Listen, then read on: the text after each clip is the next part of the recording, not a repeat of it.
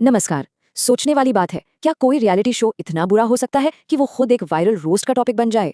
आज हम द 50 की ही बात करने वाले हैं।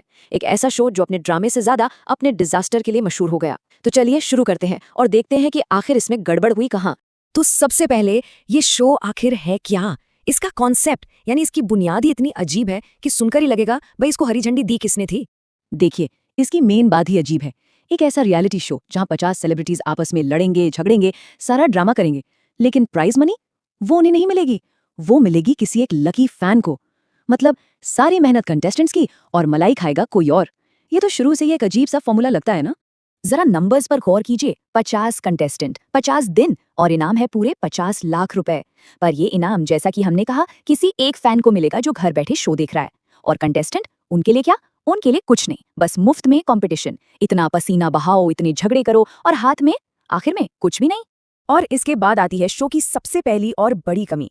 सोर्स के मुताबिक ऐसा लगता है कि मेकर्स ने अपना पूरा का पूरा बजट बस शो के प्रोमो पर ही उड़ा दिया, और जब असली शो बनाने की बारी आई तो पैसे ही नहीं बचे। और ये जो चीप फील है ना, ये सिर्फ दिखती नहीं बल्कि शो में हर जगह महसूस होती है।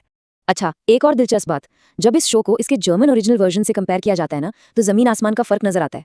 देखिए, जो ओरिजिनल शो अमेजॉन प्राइम पर था, उसमें ऐसी सेलिब्रिटीज थी जो अपने करियर के पीक पर थी, मतलब अपने प्राइम पर। और यहाँ इंडियन वर्जन में, यहाँ जियो सिनेमा पर जो लोग हैं, सोर्स कहता है कि वो अपने करियर का प्राइम टाइम काफी पहले देख चुके हैं। तो अब आगे बढ़ते हैं और कंटेस्टेंट्स की इसी कास्टिंग की वजह से शुरू होता है शो का असली झगड़ा। एक तरफ टीवी के पुराने अनुभवी कलाकार और दूसरी तरफ इंटरनेट के नए नए इन्फ्लुएंसर्स। यही थी शो की मेन बैटल। और ये शो के इस सबसे बड़े टकराव की जड़ को बहुत आसानी से समझाता है। एक तरफ है टीवी स्टार्स, जिनका कहना है कि भाई हमने सालों तक रगड़ा है, मेहनत की है, तब जाके फेमस हुए हैं, वो इंडस्ट्री के सिस्टम में विश्वास रखते हैं। और दूसरी तरफ है इन्फ्लुएंसर्स, जिनका कहना है कि हमने तो अपने फोन से ही अपनी फेम बना ली, उनका कनेक्शन ऑडियंस से डायरेक्ट है। दो बिल्कुल अलग सोच एक ही छत के नीचे। और इस पूरी लड़ाई में टीवी टीम का झंडा उठाकर आगे आते हैं प्रिंस नरूला। उनका तो जैसे एक ही मिशन था, सोशल मीडिया इन्फ्लुएंसर्स को टारगेट करना। उन्होंने पहले ही दिन वंश को इसलिए निकलवा दिया क्योंकि वो इंटरैक्ट नहीं कर रहा था। उनका कहना था कि इन्फ्लुएंसर्स सिर्फ ऑनलाइन ही शेयर हैं। यहां तक कि मैक्सटर्न को चैलेंज कर दिया कि वो उसका करियर उतनी देर में खत्म कर देगा जितनी देर में उसने टास्क भी पूरा नहीं किया था। तो वंश का एलिमिनेशन, इसने शो का पूरा टोन सेट कर दिया। क्योंकि उसे इसलिए निकाला गया क्योंकि उसकी सोशलाइजिंग स्किल्स टीवी वेटरन्स को पसंद नहीं आई। मतलब सोचिए, टास्क परफॉर्म करना वरना सब एक तरफ, और असली गेम तो बस आपसी भाईचारा और ग्रुपबाजी का है। इस एक एलिमिनेशन से साफ हो गया कि यहाँ नियम वियम कुछ नहीं चलने वाला। और जब इस तरह से टीमें बन जाती हैं ना, तो फिर शो पूरी तरह से ड्रामा, धोखे और टोटल कियोस में डूब जाता है। अब यहाँ से शुरू होता है असली खेल।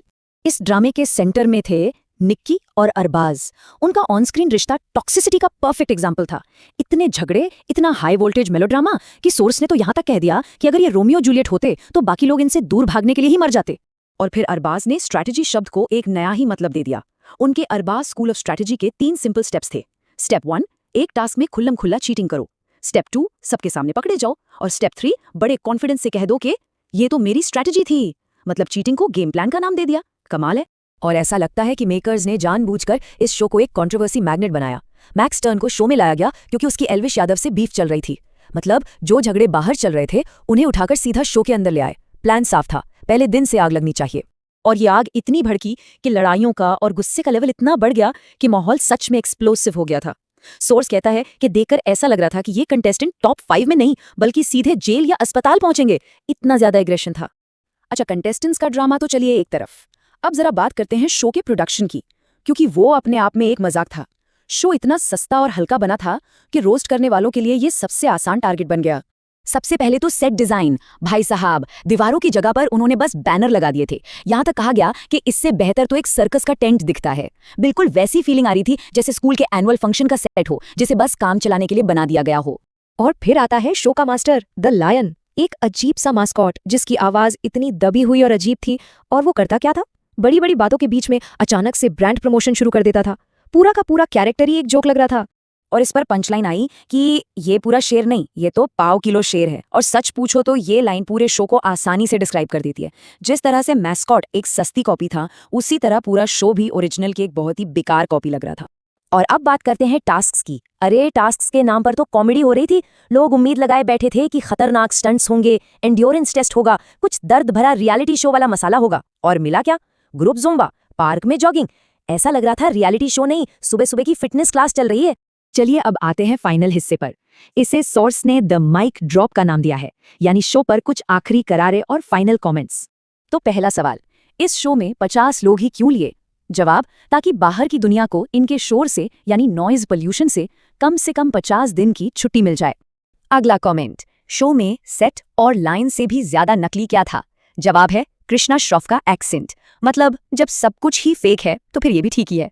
और ये चार्ट शो देखने के एक्सपीरियंस को परफेक्ट तरीके से दिखाता है।